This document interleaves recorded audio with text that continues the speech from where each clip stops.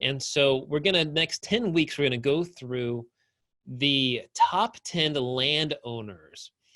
And we're going to start with number 10 and work our way all to number 1.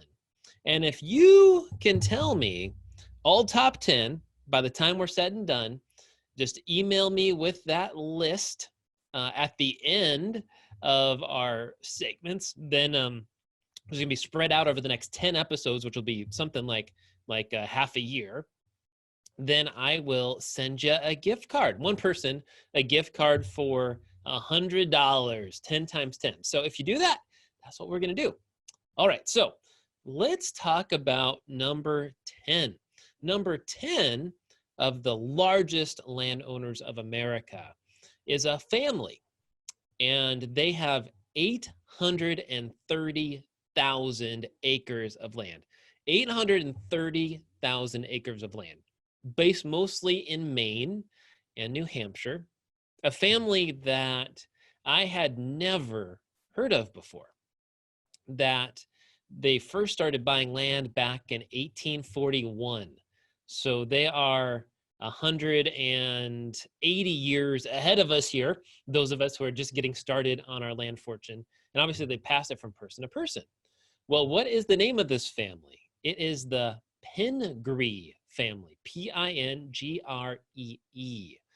And the gentleman who started it, his name was David Pingree, again, Pingree. And what he started with that I think is so interesting and so cool about it was this guy started out as a merchant. So he was a successful shipper. He was born in Massachusetts, so he was an American, and he moved later on to Bridgeton, Maine. After graduating from school, he joined his uncle, Thomas Perkins, in shipping. So they owned a firm that was called Peabody and Perkins, and he closely worked with another merchant, Edward Kimball. Well, Thomas Perkins died in 1830, and then he inherited his uncle's wealth. And he started to ship and continue to ship merchandise throughout the world. And then around 1820, he started to buy land. So before his uncle died, he had actually already bought land. He bought some eastern lands in New Hampshire and Mount Washington. He actually built a carriage road to the summit of Mount Washington, which was a really big accomplishment at the time. As a matter of fact, his businesses became so large, he became known as the Merchant Prince of Salem. In 1831, David Pingree became the president of Naumkeag Bank, and then he became the president of Naumkeag Cotton Company in 1845, and he held the position until his death in about 1863. At the age of 67. So this guy passed away like 160 years ago, just about. And what's, I think, so unusual is most of the time a head of a family passes and all of a sudden things are just gone. And what's cool about this guy is it's obviously passed on to his heirs, many different generations. Now we're talking 4 or 5 generations later. And the Seven Islands Land Company is what is owned by his family today, which is tied to another family entity, Pingree Associates. Now, at one point, they had 1 million acres of land, but they've slowly kind of been selling it off. So maybe they'll drop out of our top 10. And of that 1 million acres, 2,000 miles of it is shore frontage across major streams and rivers, more than 100 lakes. We're talking just the lakefront is 25,000 acres of deer yards and 72,000 of wetland habitat. Now, much of what they own is land kind of around state parks today. And they have negotiated an arrangement with the New England Forestry Foundation to sell undevelopable easements on 3/4 of their nearly 1 million acres The remaining 250,000 acres were made for development, which is kind of how they got to where they are today. Now, you can look them up online at sevenislands.com, and they talk about what they're doing.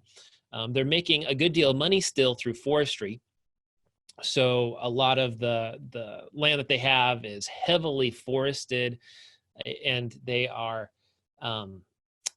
making money through harvesting that, constructing roads, milling, chipping, all of those kinds of things that come with it. They have several different families of companies that are associated with all this today. They have the Maine Woods Company, LLC, which is a precision lumber manufacturer. They have Orion Timberlands, LLC, which is a full-service forest and timberland management company. And they deal with more appraisals and woodlot services, management and planning, and so on. And they have another company that's called Portage Wood Chips. And so they get all the wood chips and they send it to all kinds of landscapers and companies that would sell to landscapers. Now, what's interesting as I looked at it, as how this got started, what happened originally, I don't know if you guys have ever seen the movie Far and Away, but what happened in that movie with Tom Cruise is you had a bunch of land that was for sale in Oklahoma, that there was this huge rush to get out there, and immigrants went out and did that. And what originally happened with some of these family ownerships with David Pingree, Maine was just newly a state. Previously, Maine had been part of Massachusetts, and that area in now northern Maine has been divided into 6-mile square townships that were sold at auction. So all of this land in northern Maine that they bought was government land. So in today's world, we often look at BLM land that is close to a lot of our land, which is land that the government owns, the Bureau of Labor Management, Land Management. And even today, from time to time, the government will auction off federal land. In the meantime, people can hunt and go through that BLM land with the right tags and all that stuff.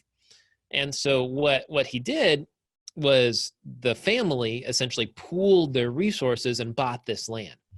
And over time, that changed, and they became more of these woodcutters.